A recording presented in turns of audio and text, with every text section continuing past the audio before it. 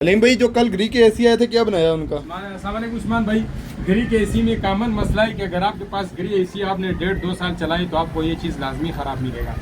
ये मेरे पास आया था कल, मैंने आपको बताया था एक ये और एक मैंने बताया था कि एक और भी आया, तो तीसरा भाई भी आ गया।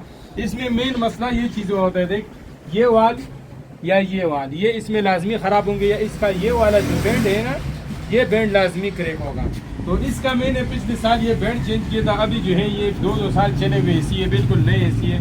दोनों के जो है ये वर्ष वाल लीक हो गए। मैंने आप लोगों को पिछले शॉर्ट वीडियो में बताया भी था।